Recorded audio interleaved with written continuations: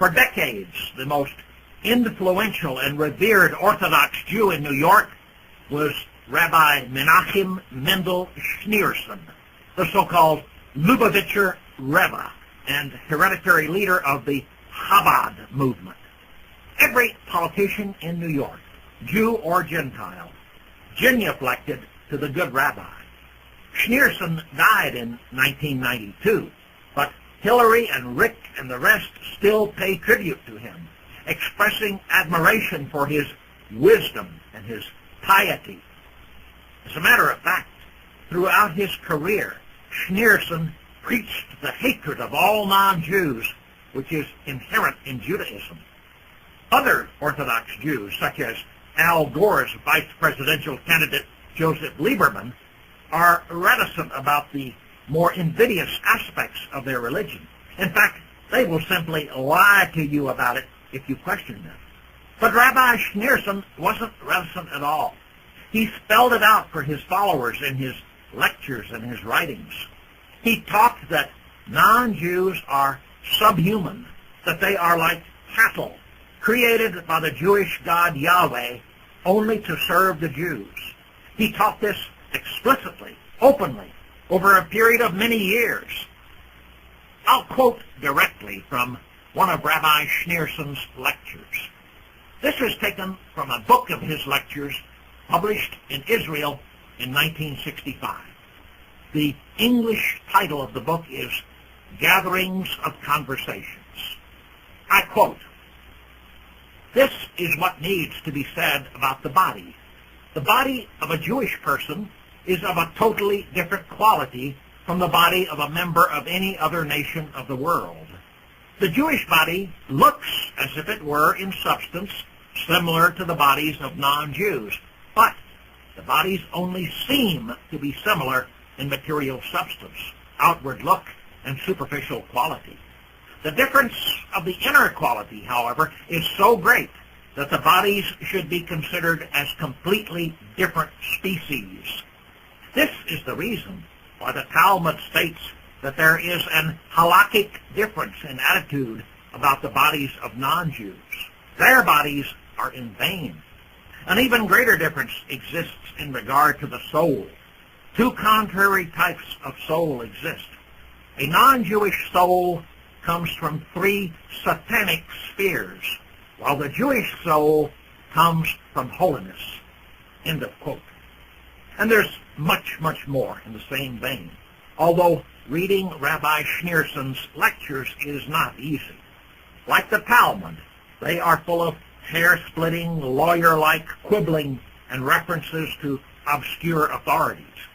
If you spend much time reading the Talmud and ask yourself what kind of people could be governed by such a strange religion, you'll likely come to the same conclusion both Rabbi Schneerson and I have come to. The Jews and we really are completely different species. The Jews of the New York Times and all of the other Jews covered for Schneerson, of course. No one ever denounced his teaching or called him a hater. Instead, he always was praised as a sort of living saint. And as I said, the Gentile politicians like Hillary Clinton and Rick Lazio, who really know better, still genuflect whenever his name is mentioned. And the Jews play right along. What contempt they must have for us. How easy it is to deceive us. And how easy it is to bleed us. When a U.S. Navy destroyer, the USS Cole, was attacked in the Red Sea last week and nearly 20 American sailors were killed, not one government official was willing to place the blame where it belonged. Mr. Clinton's Jewish Secretary of Defense was on television promising that he would search to the ends of the earth to find and punish the people responsible for the attack. Hey, Mr. Cohen, you don't have to search that far to find those responsible for the deaths of our sailors. The Jews have been murdering Palestinian children for the past 3 weeks with the support of your government.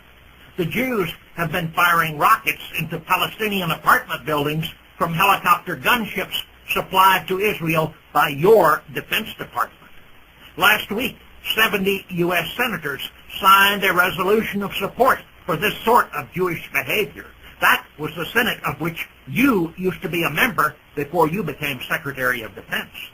It was you who sent the USS Cole into harm's way in order to maintain a blockade of Iraq, a blockade which in no way serves American interests, but which is demanded by Jews because Iraq is an enemy of Israel. Mr. Clinton came on television and said that our ship wasn't on a hostile mission. You certainly understand, Mr. Cohen, even if Mr. Clinton doesn't, that blockading another country with a warship is a hostile action. It is an act of war. Did you really expect all of the non-Jewish people of the Middle East being victimized by the United States, acting on behalf of the Jews, to simply sit on their hands forever and let themselves continue to be victimized? No, you really didn't expect that, did you, Mr. Cohen? You knew that eventually the victims of your government's policies would fight back. But you didn't really care so long as Jews didn't get killed. You and your fellow Jews, both in this country and in Israel, are responsible for the attack on the USS Cole, and you know it.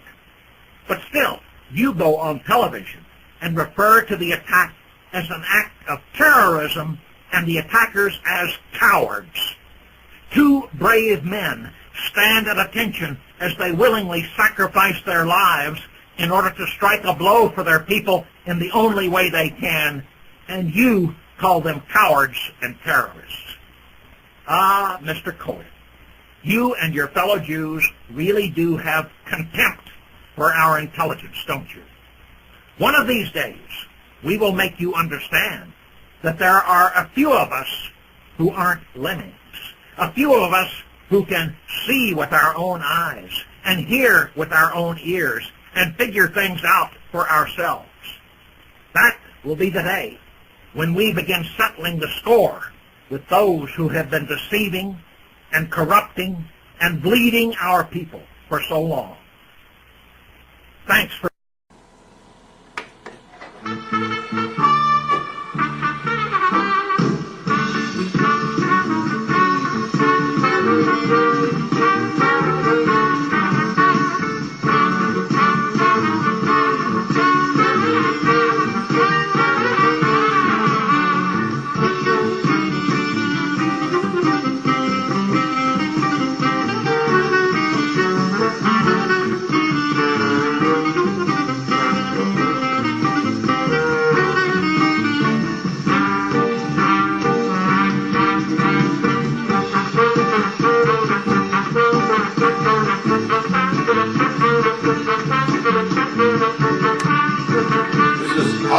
the traditional Jewish wedding dance. You want everyone that's in the wedding party to get up and dance around. It's called a hora. So for the bride and the groom and the shpukas, everybody, you get up and you dance and you have a good time. Hava nagila, hava nagila, hava nagila, venis necha. Hava nagila, hava nagila, hava nagila, venis necha. Hava niranina, hava niranina, hava niranina, venis necha. Hava niranina, hava niranina, hava niranina, venis necha. Urachim nesameya, urachim nesameya, urachim nesameya, urachim nesameya, urachim nesameya.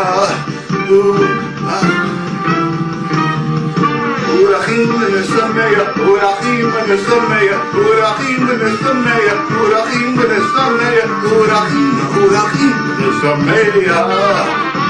Everybody dance.